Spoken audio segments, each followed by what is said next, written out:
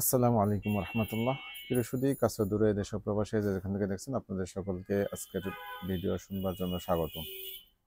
আজকে আমি কথা বলবো বেশ কিছু বিষয় নিয়ে, অর্থাৎ ইন্ডিয়ার সাথে আমাদের বাংলাদেশের সম্পর্ক, আগামী নির্বাচন, বর্তমান সরকার। তো আমি একটু আগে একটি ভিডিও দেখলাম আমাদের এক সাংবাদিক, সিনিয়র সাংবাদিক মাসুদ কামাল সাহেবের।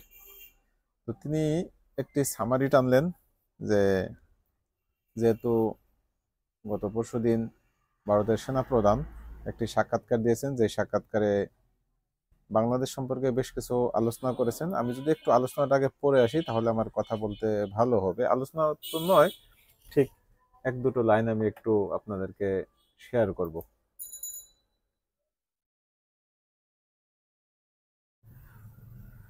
যেমন দুই দেশের সম্পর্ক নিয়ে সেনাপ্রধান, ভারতের সেনাপ্রধান যে কথাটা বলেছেন, তিনি বলেছেন যে দুই দেশের সেনাবাহিনীর সম্পর্ক এখন নিখুঁত আছে। একথা জানানোর পাশাপাশি তিনি যোগ করেন, দুই দেশের সম্পর্ক তখনই স্বাভাবিক হবে যখন একটি মানুষের ভোটে নির্বাচিত সরকার বাংলাদেশে ক্ষমতায় আসবে। তার মানে এমনি সেনাবাহিনীদের সম্পর্ক নিখুঁত, বাট দেশের সাথে যে দেশের সম্পর্ক বা ভারতের সাথে যে বাংলাদেশের সম্পর্ক, সেটা নিখুঁত নেই বা সেটা একটু অস্থিতিশীল আছে। সেটা তিনি স্বীকার করে বলেছেন যে সেটাকে যদি আপনি ঠিক করতে চান, স্বাভাবিক করতে চান, তাহলে বাংলাদেশে একটি নির্বাচিত সরকার লাগবে। তার মানে উনি এখানে নির্বাচনকে খুব বেশি প্রাধান্য দিয়েছেন। এই কথার সূত্র ধরেই মাসুদ কামাল সাহেব বলেছেন যে ভারতের সাথে যদি আমাদের সম্পর্ক ভালো করতে হয় তাহলে নির্বাচনের বিকল্প নেই। এই পয়েন্টটা মাসুদ কামাল সাহেব বলেছেন। কিন্তু আমি এই মাসুদ কামাল সাহেবের এই পয়েন্টের সাথে একেবারেই একমত নই। কেন নই? কারণ ভারত শুধুমাত্র নির্বাচিত সরকার আসলেই স্বাভাবিক হবে সে কারণেই নির্বাচন চাচ্ছে, বিষয়টা তা নয়। এখানে অনেক গভীরে অনেক কিছু জল আছে। সেই প্রশ্নে আমি সর্বশেষ আসছি।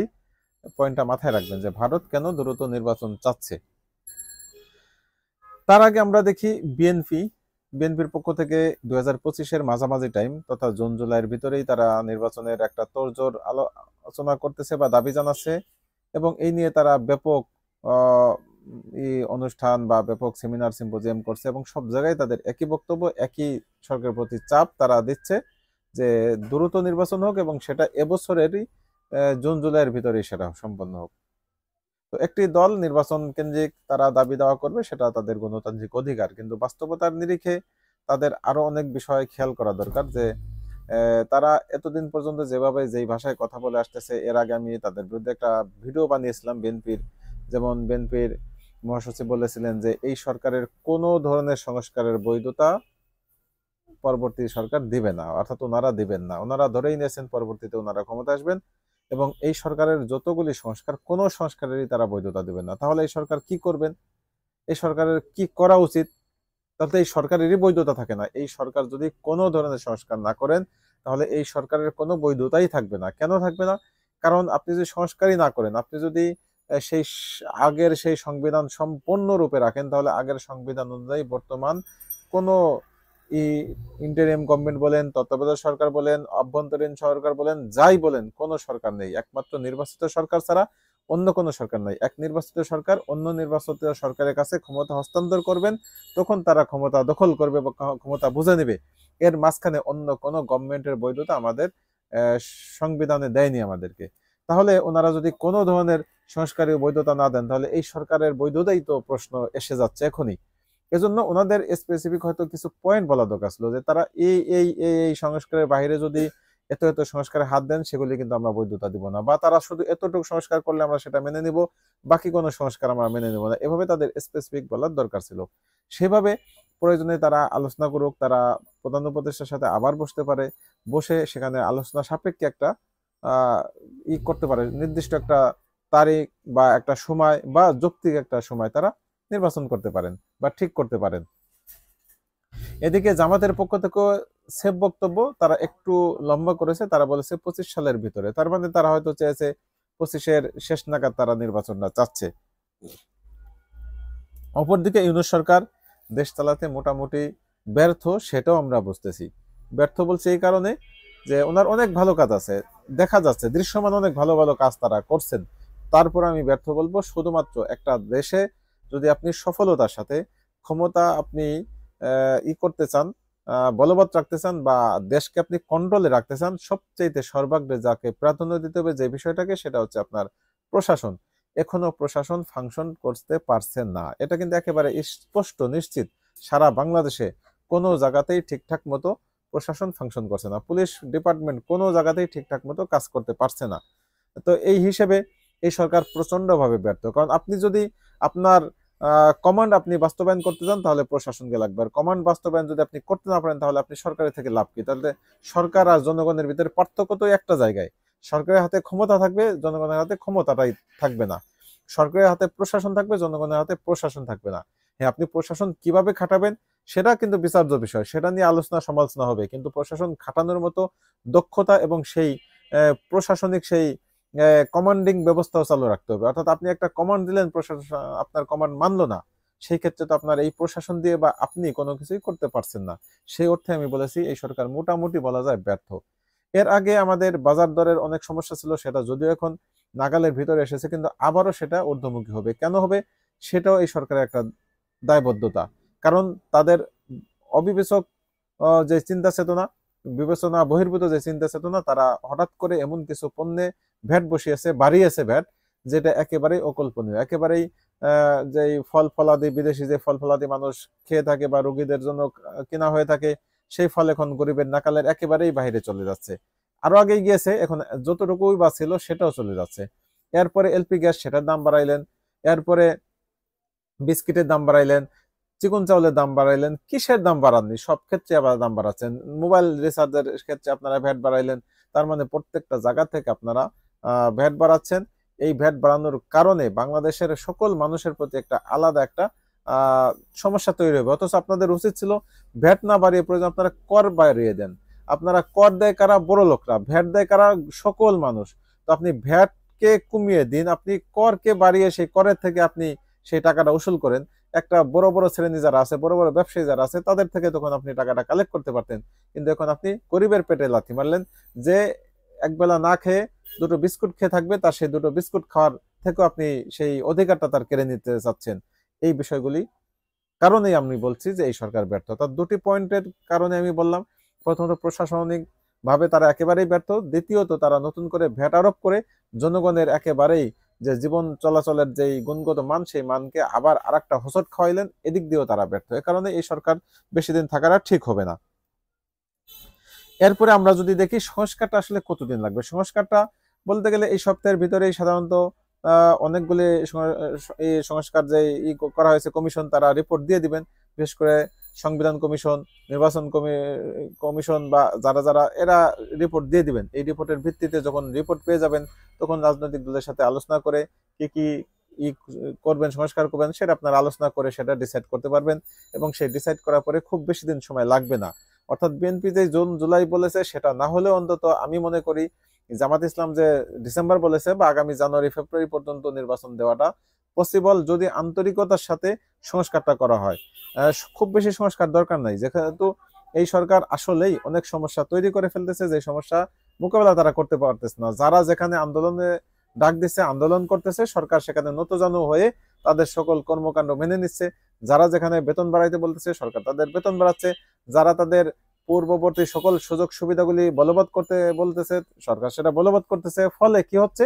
সরকারের কোষাগার একেবারেই মানে শূন্য কোঠায় চলে এসেছে, যে কারণেই মূলত এখন ভ্যাটের উপরে বর্ধিত একটা ভ্যাট আরোপ করা প্রয়োজন পড়লো, এবং সেই হিসেবে তারা জনগণের উপরে একটা চাপ সৃষ্টি করলো। এটা নিঃসন্দেহে একটা এই সরকারের বড় ধরনের একটা খারাপ দিক।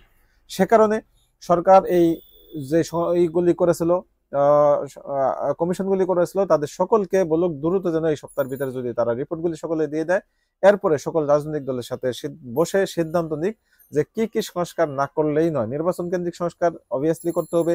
সংবিধান সংস্কার কতটুকু দরকার, পরিবর্তন নাকি সংস্কার, সেই সংস্কার করলে কোন কোন বিষয়ে কতটুকু সংস্কার করতে হবে, কতদিন সময় লাগবে। সংস্কার একদিকে চলবে আর একদিকে নির্বাচনের কার্যক্রম চালানো সম্ভব, সেভাবে এই কাজগুলি করা যেতে পারে। সর্বশেষ আমি যেই পয়েন্ট দিয়ে আজকের আলোচনা শেষ করতে চাচ্ছি, ওই শুরুতে বলেছিলাম যে মাসুদ কামাল সাহেব বলেছিলেন যে ইন্ডিয়ার সাথে যদি আমাদের সম্পর্কের উন্নতি ঘটাতে চাই, তাহলে নির্বাচনের বিকল্প নেই। নির্বাচন দিয়ে নির্বাচিত সরকারের কাছে ক্ষমতা হস্তান্তর করলেই একমাত্র কেবল তাদের সাথে আমাদের সম্পর্কের উন্নতি ঘটবে। আমি এই কথাটা একমত নই। কারণ অনেকে মনে করতে পারেন যে হয়তো এই ইন্ডিয়া আমাদের উপরে চাপ সৃষ্টি করতেছে, এই যে সীমান্ত এলাকায় বিভিন্নভাবে আমাদের উপরে বল প্রয়োগ করার চেষ্টা করতেছে, তারা হঠাৎ হঠাৎ বিভিন্ন জায়গায় তারা কাঁটা তারের বেড়া অবৈধভাবে দেওয়ার একটা চেষ্টা করতেছে। এই চেষ্টার কারণে বাংলাদেশের সাথে তাদের একটা সম্পর্কের অবনতি ঘটবে। সেই অবনতির উপরে ভিত্তি করে তারা হয়তো বাংলাদেশের উপরে একটি চাপ সৃষ্টি করবে, এবং সেই চাপটা হয়তো বা সৃষ্টি করতেছে। বেশ কিছু নিউজ আমি দেখেছি, তারা বলেছে বা তাদের যে কূটনীতিকরা তারা দাবি করেছে যে বাংলাদেশে তারা একটা অবাধ, নিরপেক্ষ এবং সকল দলের সমন্বিত বা অংশগ্রহণের ভিত্তিতে একটি নির্বাচন চায়।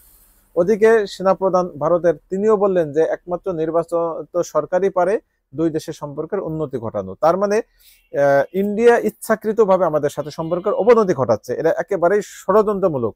কেন করছে? কারণ তারা চাচ্ছে দ্রুত একটি নির্বাচন। এখন দ্রুত একটি নির্বাচন হলে সাধারণত যদি আপনি 6 মাস, 1 বছর, 1.5 বছরের ভিতরে একটি নির্বাচন হয়, তাহলে ধরেই নেওয়া যায় বিএনপি ক্ষমতায় আসবে। এটাকে কেন্দ্র করে অনেকে মনে করতেছেন তাহলে ইন্ডিয়া কি বিএনপির ক্ষমতায়ন চাচ্ছে? বিষয়টা এখানে এই বিষয়টা নয়, বরং ইন্ডিয়া যেটা চাচ্ছে যে এই দ্রুত যদি নির্বাচন দেওয়া যায়, যেহেতু এখনো আওয়ামী লীগকে নিষিদ্ধ করা হয়নি। আওয়ামী লীগ নিষিদ্ধ করা হয়নি মানে আওয়ামী লীগ আগামী নির্বাচনে পার্টিসিপেট করতে পারবে। আর এটাই বিএনপির ট্রাম্প কার্ড। বিএনপি চাচ্ছে, সরি, এটাই ইন্ডিয়ার ট্রাম্প কার্ড। ইন্ডিয়া চাচ্ছে যে কোনো ওয়েতেই হোক আওয়ামী লীগকে নির্বাচনে নিয়ে আসা, এবং তারা সিট 2টা পাক, 5টা পাক, 10টা পাক, তারা পার্টিসিপেট করবে এই নির্বাচনে। এবং এই নির্বাচনে পার্টিসিপেট করার পরে অবভিয়াসলি তাদের উপরে কিছু জুলুম নির্যাতন হবে। কেন হবে? আমি আগের থেকেই বলে দিচ্ছি কেন হবে। এটা স্বাভাবিক একটা ঘটনা। একটা যে কোনো একটা ক্রিয়ার প্রতিক্রিয়া থাকবে।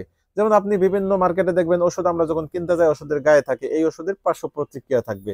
যেমন আপনি একটা অ্যান্টিবায়োটিক আনবেন, সেখানে পার্শ্ব প্রতিক্রিয়া থাকবে, হয়তো বমি হতে পারে, হয়তো মাথা ব্যথা হতে পারে, এই সমস্যা হতে পারে। তার মানে প্রত্যেকটা ক্রিয়ারই একটা পার্শ্ব প্রতিক্রিয়া আছে। ঠিক তেমনি ভাবে 16 বছর যেভাবে আওয়ামী লীগ জুলুম নির্যাতন, গুম খুন হত্যা করেছে, হেলমেট বাহিনী, হাতুড়ি বাহিনী, তো তাদের উপরে ফিরতি একটা অ্যাটাক আসবে। প্রকাশ্যে যখন তাদেরকে পাবে মানুষ, তখন তাদের উপর একটা আক্রমণ আসবে, অ্যাটাকমূলক একটা ঘটনা ঘটবে, এই সম্ভাবনা রয়ে গেছে। সেই অর্থে আমি বলেছি যে আগামী নির্বাচনে যদি আওয়ামী লীগকে নিষিদ্ধ না করা হয়, আর আওয়ামী লীগ যদি নির্বাচনে পার্টিসিপেট করে, তাহলে নিশ্চিত রূপে ধরে নেওয়া যায় যে অনেক অনাকাঙ্ক্ষিত ঘটনা আমরা দেখতে পাবো। সেই অনাকাঙ্ক্ষিত ঘটনাগুলিকে ভারত ফুলিয়ে ফাঁপিয়ে অনেক বড় করে বিশ্ব পরিমণ্ডলে তারা পরিবেশন করবে, যেটা বর্তমানে আমাদের বাংলাদেশে যে কোনো কিছু ঘটে নাই বা প্রচারযোগ্য কোনো বিষয়ই নয়, এরকম একটা বিষয়কে তারা ভিন্ন খাতে তারা প্রবাহিত করতেছে। যেমন আমরা যদি 5ই আগস্টের পরে বেশ কিছু জ্বালাও পোড়াও আমরা বাংলাদেশে দেখেছি, যে জ্বালাও পোড়াওগুলি সরাসরি আওয়ামী লীগের নেতাকর্মীদের বাড়ি ঘরে করা হয়েছে। কিন্তু তারা খুঁটে খুঁটে সেই আওয়ামী লীগের নেতাকর্মীদের যেই বাড়ি ঘরগুলির মালিকানা হিন্দুরা ছিল, সেই বাড়ি ঘরগুলিকেই তারা প্রাধান্য দিয়ে সেগুলিকেই তারা প্রচারণায় নেমেছিল, এবং আরো ফুলিয়ে ফাঁপিয়ে দেখা গেছে তাদের দেশের কোন মন্দির ভেঙেছে, ভারতের কোন মন্দির নিয়ে সেখানে পানিতে চুবাবে, তার আগে তারা যে কাজগুলি করে থাকে সেইগুলিকে ভিডিও কাটছাট করে প্রচার করে সেগুলিকে তারা প্রচার করতেছিল, যে এগুলি বাংলাদেশে হিন্দুদের ঘর ভাঙতেছে, মন্দির ভাঙতেছে, বাড়ি ভাঙতেছে, আগুন দিচ্ছে, ইত্যাদি ইত্যাদি। ইভেন মাত্র কয়েকদিন আগের যে ঘটনাটা, এই আমাদের বাংলাদেশের জাতীয় ক্রিকেট টিমের এক সদস্য লিটন কুমার দাস, লিটন কুমার দাসকে আগামী সামনে যে টুর্নামেন্টটা তাকে রাখা হয়নি বা বাদ দেওয়া হয়েছিল, তো এটা নিয়ে তারা সেখানে কি করলো, টিভি রিপোর্ট করলো বা মিডিয়ারা রিপোর্ট করলো যে একমাত্র কেবলমাত্র সে মাইনরিটি হওয়ার কারণে, হিন্দু হওয়ার কারণে সে বাংলাদেশ জাতীয় দলে চান্স পাচ্ছে না। কি অবস্থা, মানে কি হাস্যকর। এই মানে তাদের এই মানে খোরা যুক্তি দেখলে মানুষ হাসবে না কাঁদবে সেটাই মানুষ ভুলে যায়। তো এই যে একটা অবস্থা, এজন্যই মূলত চাচ্ছে যে দ্রুত নির্বাচন হোক, এবং তাদের কোনো কোনো কুশীলরা বলছে বা কোনো কোনো কূটনীতিকরা বলছে যে সামনের নির্বাচনটা তারা গণতান্ত্রিক, অবাধ এবং সকল দলের অংশগ্রহণমূলক চায়। তারা সকল দল বলতে মূলত মিন করতেছে আওয়ামী লীগের অংশগ্রহণমূলক নির্বাচন চায়, এটাই তাদের মূল পয়েন্ট। এজন্যই তারা দ্রুত নির্বাচন চাচ্ছে। এজন্যই সেনাপ্রধান ভারতের বলতেছে যে তারা নির্বাচন ছাড়া অন্য কোনো ভাবে এই দুই দেশের সম্পর্ক স্বাভাবিক হবে না। তার মানে নির্বাচন আসলেই একটা খেলা জমবে।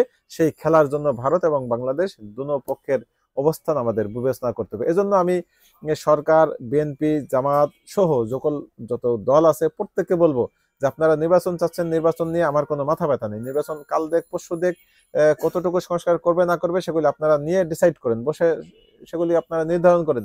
কিন্তু সামগ্রিকভাবে যেই বিষয়টা আপনাদের সকলের বিষয় নিশ্চিত করতে হবে যে কোনো ক্রমে যেন আওয়ামী লীগ অন্তত দলীয় ফোরামে নির্বাচন করতে না পারে, সেই বিষয়টা নিশ্চিত করতে হবে। সেটা তাদের নিষিদ্ধ করেই হোক বা তাদের নিবন্ধন বাতিল করেই হোক বা যে কোনো ওয়েতেই হোক, আওয়ামী লীগ যেন আগামী নির্বাচন করতে না পারে, এটাই হচ্ছে আজকে আমার মূল আলোচ্য বিষয়। ভালো থাকবেন, আল্লাহ হাফেজ। আসসালামু আলাইকুম রহমতুল্লাহি ওয়া বারাকাতুহু।